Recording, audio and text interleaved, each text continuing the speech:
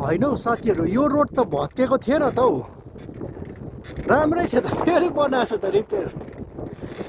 यहाँनिर चाहिँ राम्रै रोडलाई रिपेयर गरेको छ। हाम्रोतिर चाहिँ फेरि जन्मेको 30 वर्ष पुग्न आँटिसक्यो, एकैताल चाहिँ मैले देखेँ साथीहरू, त्यो पनि हामी केटाकेटी हुँदाखेरि बनाएको, त्यति बेला देखेको। यहाँनिर चाहिँ हेर्नुहोस् त, भत्किएको छैन।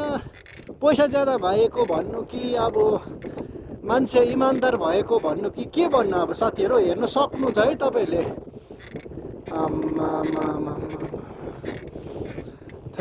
छक्कै पऱ्यो म त, लो भत्केकै थिएन तर पनि बनाइदिएछ, देख्नु सक्नुहुन्छ है त। मेरो स्वर सायद हावा अपोजिट डिरेक्सनमा चलिरहेको छ, त्यसैले गर्दाखेरि सानो आउनु सक्छ है, माफ गरिदिनु होला त्यसको लागि। तर मैले जस्ट तपाईँहरूलाई यो देखाउनु मात्रै चाहेको है त।